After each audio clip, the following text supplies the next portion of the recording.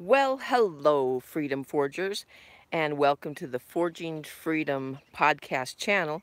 Hey, today I'm out in the garden and trying to decide if it's too soon to take my walls of water off the tomatoes. And I think this is what I've decided. I our our our last frost date is June 8th. And today is May 20 something. I don't know. I've lost track of what day it is, but I've looked at the 15-day forecast and I cannot see any freezing temperatures on the horizon. So I've decided to take the walls of water off of the tomatoes and put them in some tomato cages.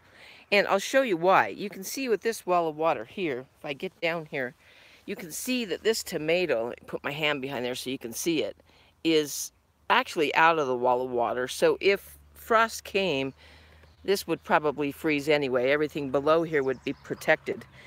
And I think if you do the research on the walls of water, it says that you can gain, I don't know, 5-6 weeks of extra time. You can actually gain a lot more of that. The problem in the 15, leave this one and that one in the wall of water just in case there's some catastrophic thing that I don't foresee. But this one, that one over there, that one over there, and that one over there are all in cages.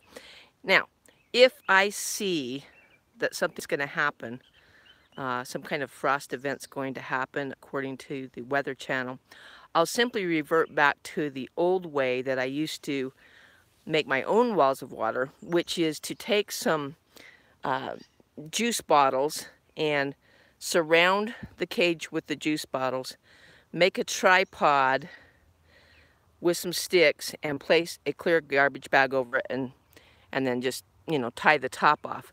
That'll get it through. Those water bottles, especially if I put warm water in them, it will be a heat sink and it will keep them through the night, and I won't have to worry about frost. But these things are just getting so tall and lanky. I mean, they just really need to get out. I mean, look at this one over here. I just put it in the cage and it's just fallen over. So I'm gonna have to prop that up a little bit. But it's just, they're getting really leggy. So, and actually, look right here. See, that's a tomato. Tomatoes here are called Juliets. They are somewhere, they're a hybrid, and they're somewhere between a Roma tomato and a cherry tomato. So they're not as big as a Roma, but they're in the shape of a Roma, and they're slightly bigger than a cherry tomato. Really great for eating salads, that type of thing. We just love them. I probably wouldn't have planted 6 of them, but that's the way I found them. They came in a 6-pack, so what are you gonna do? I'd rather have more than less. I can always feed the extras to the chickens. So anyway, I think I may have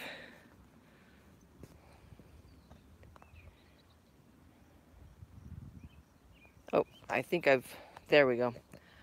I think I wanted to do this horizontally and I'm doing it vertically, so I'm sorry about that. I forget sometimes. But anyway, dogs are out here keeping me company. There's Hemi. She's just taking a break. She loves to lay in this clover.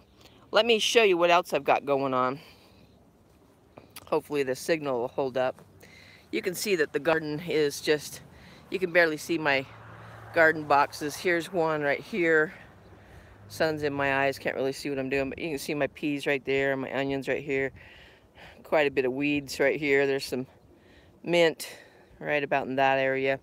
But you can see that while I was gone on my fishing trip, the weeds and the grass just got out of control. And what I've decided is that using the rabbit tractors to clear out these aisles, it works, but it also has the side effect of putting rabbit manure in the aisles. And so what happens is the very next year, my weeds are just really fertilized and they come back really good.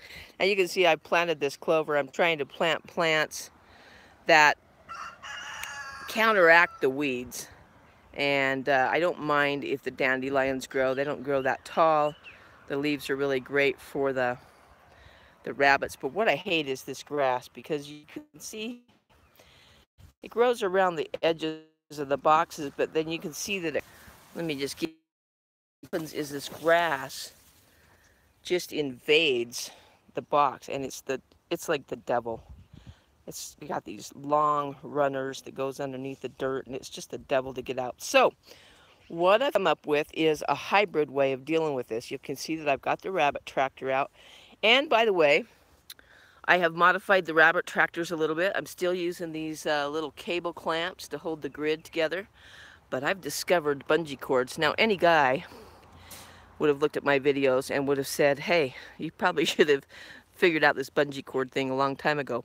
But the bungee cords are great because when the wind blows, they have a little give to them, and it doesn't turn my tarps into a sail, and they're very resistant to the wind. Anyway, you can see this little guy in here. This is one of my bucks. He has pretty well eaten this grass down, and it was probably thigh high. He's still working it over in there. What I'm going to do is, after I move this, I'm going to place some cement paver blocks along the edges of each grow box to prevent the grass from coming up. The grass seems to only want to grow on the edges. Well, this grass is growing in the middle, and eventually I'll get the paver blocks to cover the whole thing, but I'll have to do that as the budget can absorb that. So anyway, that's my new plan, is to cover the pathways with cement blocks as I could afford them. And you know, I'm reinvesting in my homestead. Instead of, you know, putting money in the stock market, I'm reinvesting in my homestead, because my homestead takes care of me.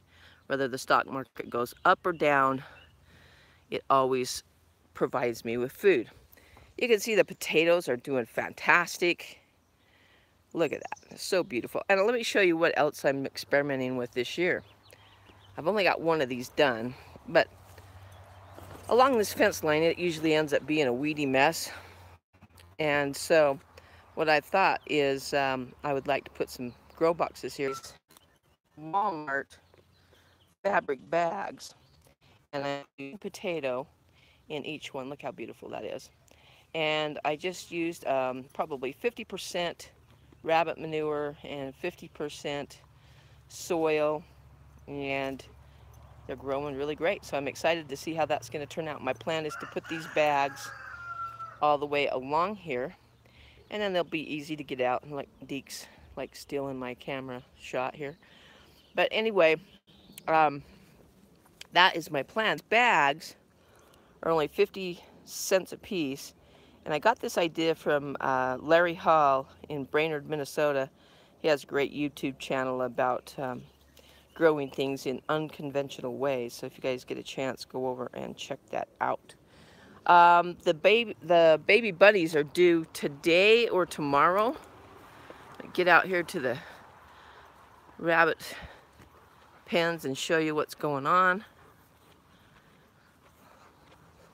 Look at this comfrey, guys. This comfrey, we've been getting a lot of rain. The comfrey's just loving it. And I have, honestly, I've cut this like twice. Not right to the ground, but I wait till it starts to get the flowers on it, and then I'll cut a stalk down, and I'll just feed an entire stalk, to leaves and all, to the mama rabbits. They love it. It's full of protein. Oh, look, there's a ladybug. I don't know if you guys can see that. Yeah, right there. I'm loving it. I'm seeing a lot of ladybugs this year. And if you guys haven't had a chance, listen to the episode where I show you how to attract ladybugs to your garden. It's great. But I took a full day and I cleaned out this whole row of pens. Really, really good for the mama rabbits. Got their nesting boxes in here. Like I say, they are due any day. It's a little dark in there, which is how I like it. The mamas like it a little dark. It makes their box seem more like a little burrow. But yes, you can see how fat she is. She is definitely gonna have some babies. She's already pulled a little bit of fur. But I put the boxes in on day 28 after they've been bred. And I try to keep their feed pretty normal about for the first 2 weeks after they've been bred, but then after that I start giving them an extra ration of food. I want to make sure they've got plenty of protein to pull fur, to make milk, to grow babies. Looks like the stream just locked up, so I'll walk out here where I can get a little closer to the Wi-Fi. Hopefully it'll pick back up. Hopefully you guys can hear the audio still. Compost pile coming along. Going to plant some squash in that, but I don't know. I don't know if this video is going to come back, guys. So I'm going to let you go for now. And remember to go today and do your freedom. And you know, I was thinking this, sometimes you get overwhelmed with everything there is to do. Sometimes you can't do everything that you want to do. Finances or limitations, physical, mental, whatever they are. My goal every day is just to accomplish a couple of things that move me more. There's the video, it's back. Anyway, just accomplish a couple of things that move me towards greater independence, greater liberty, food freedom. And so that's what I do. You know, just every day, I just try to accomplish a couple of things, even if they're small. You've heard the expression that you can only eat an elephant a bite at a time. And I look at homesteading and freedom foraging more as a journey than a destination. And so just go out today and do something to forge your freedom. Do some small thing. And on the days you can't do anything, forgive yourself, get up the next day, and go forth. Anyway, blessings to you all. I hope you're having a great day. And we'll talk to you again next time. And oh, don't forget to get over there to forgingfreedompodcast.com if you want to listen to some audio. You don't have time to watch the videos. So we'll talk to you again soon. Bye now.